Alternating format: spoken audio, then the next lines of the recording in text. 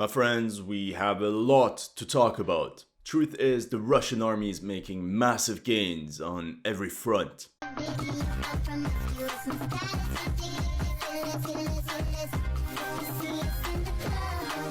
And as of now, Bakhmut is very close to an operational encirclement. Oh no.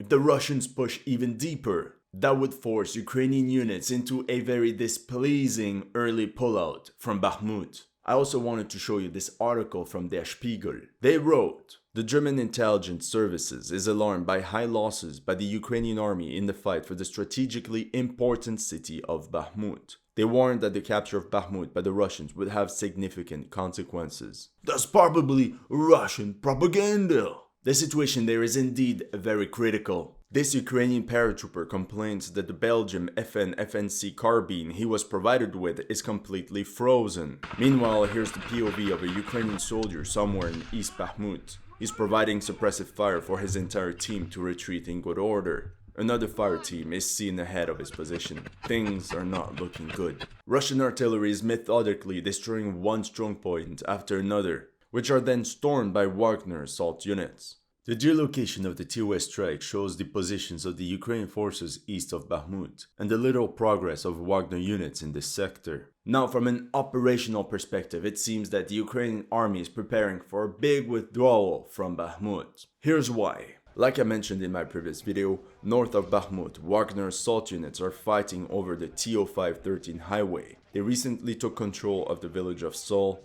Salt Mine number 7, and the village of Krasnopolivka. Despite the fire support of brand new Italian self-propelled howitzers, all Ukrainian counterattacks to reclaim the lost ground have failed to materialize. Mission failed. We'll get them next time. Further south, Russian VDV paratroopers are keeping the pressure on the urban areas of Blagodatne, Krasnaora, and even Yahidne. There are many videos in this area where we see entire Ukrainian infantry units pulling back from the eastern outskirts of Bakhmut. Ukrainian formations were strong enough to avoid the Russians from entirely flanking their positions, as they still cling on to this river. But as you can see, this also complicates the resupply of the Ukrainian troops located on the east bank of the river, like at Krasnaora and this residential sector of Bakhmut. Even worse, it seemed the entire southern flank of Bakhmut collapsed. Wagner assault units took control of the village of Klishivka and are making their way towards the TO504 highway. Some even claim that the Russians are on the outskirts of Ivanivske. Others claim that they're even approaching Chasiv Yar.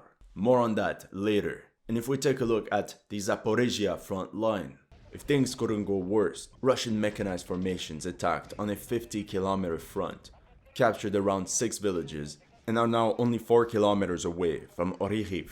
Are we witnessing a major Russian offensive on the Zaporizhia front line? This is what we'll discover in the second part of the video. I'm almost done with the foreplay, but I wanted to show you this clip which Nefobots and Western analysts called Human Wave Tactics. We can put all the reports where the sun doesn't go. So here you have a squad clearing out a Ukrainian firing position. 4 Russian soldiers advance along this tree line that they use as cover. 2 other Russians join them on the other side. We're witnessing 6 Russians attack 2 Ukrainians stationed in some foxholes or firing position. So it's a standard 3-1 numerical advantage for the attacker. Notice how the attackers use suppressive fire and throw lots of grenades to clear out the enemy position. The Ukrainians correctly decide to pull back while 2 other Russians arrive in reinforcements. Did the attacker lose 3 times as many men as a defender? No! Oh yeah, my bad. I don't want to burst your bubble even more. But here's what Arestovich, the former advisor to the president of Ukraine, had to say. Если все думают, вот я сейчас неофициальное лицо уже, могу говорить, что хочу.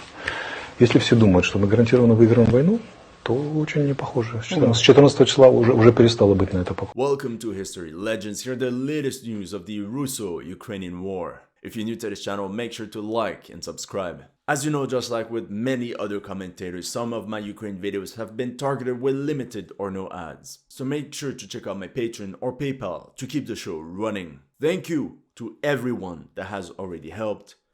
And welcome to the headquarters. Klishivka has fallen. What happened? On the 19th of January, it was reported that the Wagnerians took full control of the village of Klishivka, squeezing out combined units of the 3rd Assault Brigade Azov and territorial defense units from the village. Other reports mention that during the battle for Klishivka, the Ukrainian 53rd Motorized Brigade was almost completely destroyed, as they lost about 70% of their manpower. Roughly 2,800 KIA are wounded, and if I look on the deployment map from militaryland.net, the 53rd Mechanized Brigade of Ukraine did in fact participate in the battle. The constant Russian bombardment of Ukrainian positions eventually took its toll. Here we see Russian helicopters pummeling Ukrainian positions in the village of Ivanivske, 3 kilometers north of Klishivka. This other Ukrainian soldier can't even record his video because of the endless shelling. And while we speak, debate about this conflict from the comfort of our homes, don't forget about the difficult living conditions on the front. Here are some soldiers of the armed forces of Ukraine, but we can safely assume that this is the same situation for both sides. Now, to properly assess what happened at Klishivka,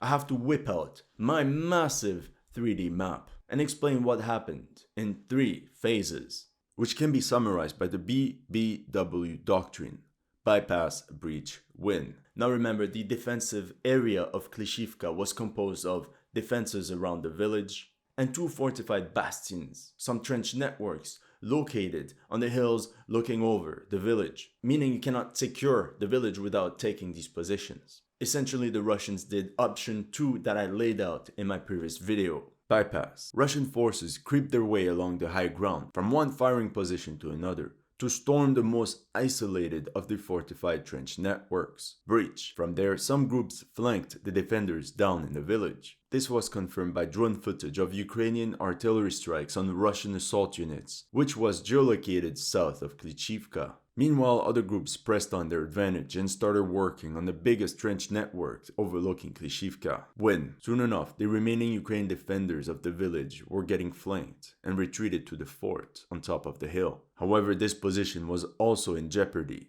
It was getting encircled, and it seems that they relocated towards Ivanivske. The rose is red, the violet's blue, Bakhmut in sight. This map will surprise you. What really shocked me is that pro-Ukrainian live UA map put the front line right in front of Ivanivske.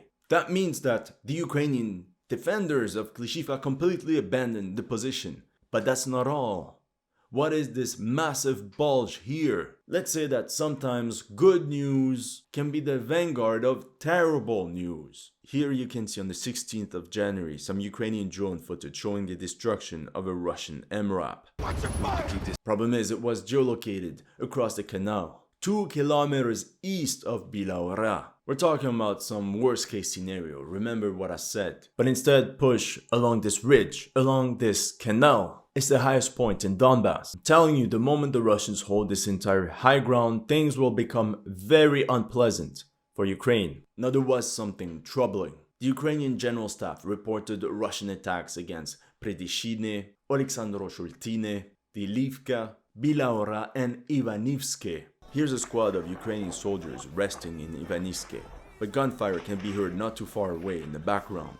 Weekly reminder that Ivanivske controls the western supply route of the Bakhmut garrison. How can we explain these attacks that are so deep into the Ukrainian perimeter? What I think is that Russian VDV paratroopers or Wagner assault units are now using Ukrainian tactics in the form of deep reconnaissance groups. Russian mobilized personnel managed to man the front line, while small groups of specialized infantrymen use the cover of the terrain of these forests to find holes in the enemy defenses and penetrate deep into enemy rears to cause massive chaos. We can believe that they use these forests here as staging ground for the raids. But sometimes these infantry groups can be detected in the open and destroyed by Ukrainian artillery. Perhaps they were pummeled by some of the TRF 155mm howitzers sent by France. Another objective of the raids of these Russian DRGs would be to launch diversion attacks to spread out Ukrainian defenders on a much wider front. The situation is so critical for the Ukrainian armed forces that it was reported that they're now actively building fortifications in Chasiv Yar in anticipation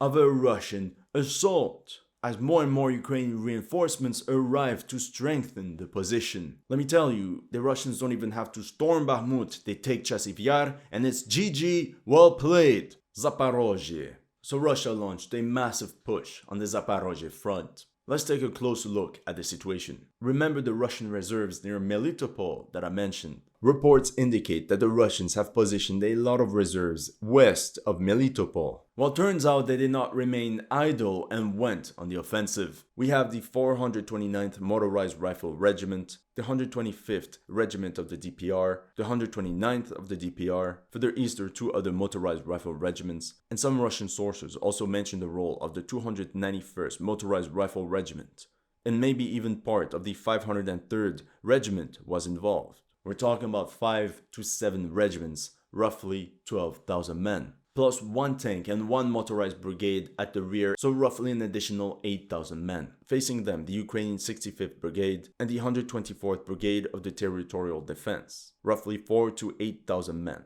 spread out thinly across 50 kilometers. So this is the situation before the Russian offensive, and this is the current situation. Some reports also mention that the Russians captured the important city of Kamienske, but as of now we have no visual proof. Option 1. We're indeed witnessing the start of a major Russian offensive towards Zaporizhia. There are many reports that this Russian attack was supported by massive artillery preparation as well as a lot of air support. It was said that 2 firing positions of the 152mm 2C3 Acacia self-propelled guns near Orikhiv, as well as 3 strong points around it, have been identified and hit by Lancet kamikaze drones. The goal could be to bypass the urban area of Orikhiv and encircle the position with a pincer movement from the west and the east, and thus force the Ukrainians to abandon the position without much of a fight. This offensive depends on speed. Russians would have to push very fast before Ukrainian reinforcements arrive. But it was also mentioned that the Russian advance was extremely slow because of the large amount of minefields. Here some Ukrainian APCs tried to escape the Russian onslaught. Option 2. The Russians moved to expand their glacis, their safe zone, in preparation for a Ukrainian offensive. On this map, we can see the extent of Russian fortifications on this part of the Zaporizhia front. We see a first line of defense,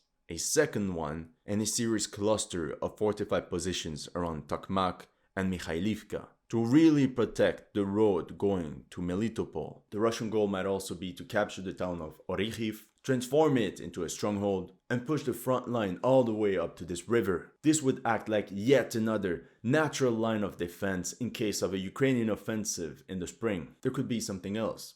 According to other reports, the Russian army's goal was to capture the T08 road, and they essentially pushed across the no man's land towards Orikhiv. This means that this area was probably held by Ukraine, but like I told you, many Ukrainian units from this front were most likely sent towards Bakhmut. What I imagine happened is that the Ukraine command probably ordered a partial withdrawal in order to shorten the front line. The Russians saw the opportunity and grabbed it. They advanced into a barely defended no man's land, a couple minefields here and there, but all this explains why the Russian push was so sudden and so swift. All we know now is that the Ukrainian armed forces urgently redeployed reserves that were training on Western military equipment straight to Zaporizhia, and one of these units is an Azov battalion with newly recruited soldiers. Option 3. Could it be a diversion? Honestly, this is the less likely scenario, but I still have to let you know about it. To take Solidar. It was revealed that Wagner actually launched a diversionary attack on Razdolivka. This move could threaten the rear of the Ukrainian formation at Solidar. To counter the strike, Ukrainians pulled out units out of the city northwards. And this is when the Russians struck deeply into the urban area. And to me, it's interesting because I mentioned this exact diversionary maneuver in a previous video. There, the Russian maneuver could be some sort of hook towards Razdolivka, Mykolaivka, Krasnopolivka. The goal of this maneuver might be to reach the area right in between Siversk and Bakhmut. Perhaps the attack on Orikhiv is a simple diversion to draw Ukrainian reserves away from the real strike point, like against Velika Novosilka. A breakthrough in this area would allow the Russians to bypass the Vuhledar-Marinka deadlock, with an ultimate objective to cut this salient, which includes the fortress of Avdiivka. This is all I have for you today. Let me know in the comment section what you thought of my analysis. If you're new to this channel, make sure to like and subscribe. And if you want to support my work, make sure to check out my Patreon and PayPal. The links are in the description below.